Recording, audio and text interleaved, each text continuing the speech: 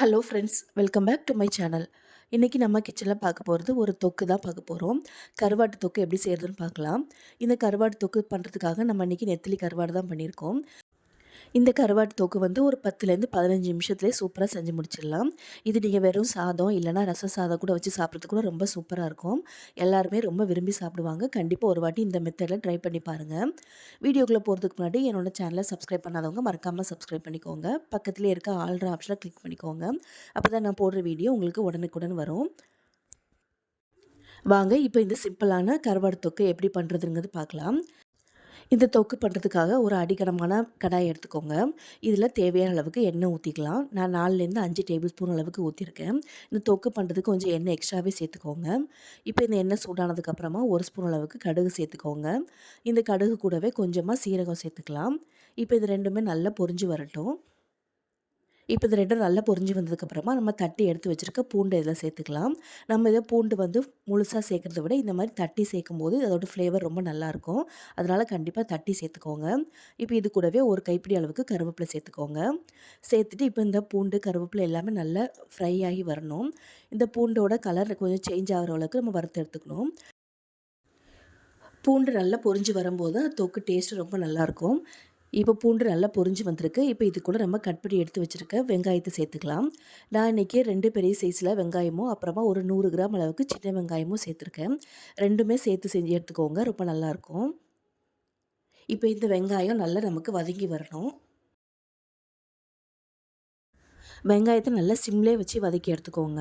ரொம்பவும் ப்ரௌனாக நமக்கு மாறிடக்கூடாது. பிரியாணிக்கெலாம் பண்ணுவோம்ல அந்த மாதிரி ப்ரௌனாக மாறக்கூடாது. நல்லா ஒரு 90% வரைக்கும் வேகிற மாதிரி பார்த்துக்கோங்க.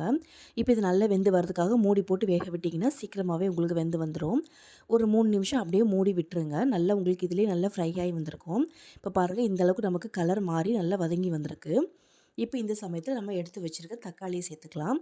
நான் 2 பெரிய சைஸில் தக்காளி இதில் சேர்த்துருக்கேன். நான் பெருசாக இருந்தனால 2 தக்காளி சேர்த்துருக்கேன்.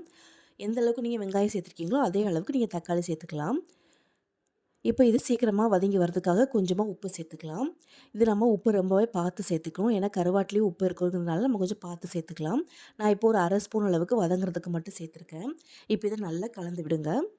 கலந்து விட்டுட்டு மூடி போட்டு நல்லா வெங்காயம், தக்காளி எல்லாமே நல்லா மசிஞ்சு வரணும். அந்தளவுக்கு நல்லா வேக விடணும். அப்போ தான் நமக்கு தொக்கு பதம் கரெக்டாக வரும். ஒரு 3 நிமிஷம் வரைக்கும் நல்லா வதக்கி விட்டுருங்க. இப்போ பாருங்கள், தக்காளி எல்லாமே நல்லா வதங்கி வந்திருக்கு. இந்த அளவுக்கு சாஃப்டாக வதங்கி வரணும். இப்போ இது கூட நம்ம என்ன மசாலாலாம் சேர்க்குறதுங்கிறத பார்க்கலாம். இப்போ இது கூட ஒரு 1/2 ஸ்பூன் அளவுக்கு மஞ்சத்தூள் சேர்த்துக்கோங்க. மஞ்சத்தூள் கொஞ்சம் எக்ஸ்ட்ராவே சேர்த்துக்கோங்க. அப்போ தான் அந்த கருவாட்டோட ஸ்மெல்லு ஜாஸ்தி வராது. இப்போ கூடவே காரத்துக்காக ஒரு 1லேருந்து 1 1/2 டீஸ்பூன் அளவுக்கு நான் தனி மிளகாத்தூள் சேர்த்துருக்கேன். உங்கள் காரத்துக்கு எவ்வளோ வேணுமோ அந்த அளவுக்கு சேர்த்துக்கோங்க. இப்போ இது கூடவே 1 டீஸ்பூன் அளவுக்கு நான் கலருக்காக காஷ்மீர் ரெட் சில்லி பவுடர் சேர்த்துருக்கேன். இது ஆப்ஷனல் தான். நீங்கள் வேண்டாம்னா ஸ்கிப் பண்ணிடலாம். இப்போ இது கூடவே கொஞ்சமாக சோம்புத்தூள் சேர்த்துக்கலாம். நான் தாளிக்கும்போது சீரகம் மட்டும் தான் சேர்த்துருக்கேன். உங்கள்கிட்ட முழு சோம்பு இருந்ததுன்னா அதை கூட நீங்கள் சேர்த்துக்கலாம். நான் இதில் வந்து சோம்பு பவுடராக சேர்த்துருக்கேன். ஒரு 1/2 ஸ்பூன் அளவுக்கு சேர்த்துக்கோங்க. திரும்பவும் இதில் கொஞ்சமாக உப்பு சேர்த்துக்கலாம். நம்ம ஏற்கனவே வதக்கிறதுக்கும் உப்பு சேர்த்துருக்கோம். இப்போ இதில் மறுபடியும் ஒரு 1/2 ஸ்பூன் அளவுக்கு சேர்த்துக்கலாம். அது அப்புறமா நமக்கு தேவைப்பட்டுச்சுன்னா கருவாடு எல்லாம் சேர்த்ததுக்கப்புறமா நமக்கு தேவைப்பட்டுச்சுன்னா சேர்த்துக்கலாம். இப்போ இந்த மசாலாவோட பச்சை வாசனை எல்லாமே போகணும். இதில் நீங்கள் வந்து தண்ணிலாம் எதுவுமே சேர்க்க தேவையில்ல. நம்ம ஊற்றிருக்க எண்ணெயில் நல்லா வதங்கினாலே போதும்.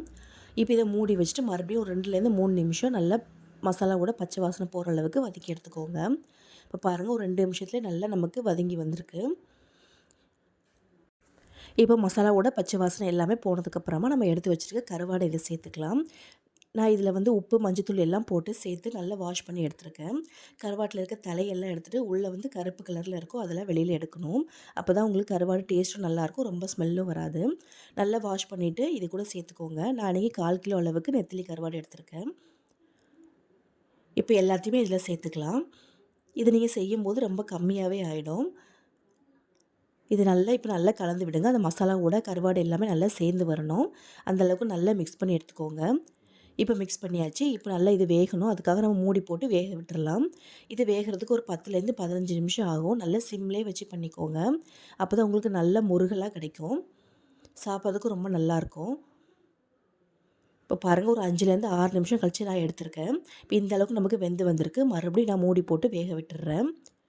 நல்லா நம்ம அடிக்கடி எடுத்து இந்த மாரி நல்லா மிக்ஸ் பண்ணி விட விட தான் நம்மளுக்கு அடியில நல்ல மொறுமொறுப்பா கிடைக்கும். இப்போ இதில எனக்கு கொஞ்சம் உப்பு தேவைப்படுறதுனால கொஞ்சமா சேர்த்துருக்கேன். இந்த மாரி நீங்க பார்த்துட்டு தேவைப்பட்டா மட்டும் சேர்த்துக்கோங்க. இப்போ இத நல்லா கலந்து விட்டுறலாம்.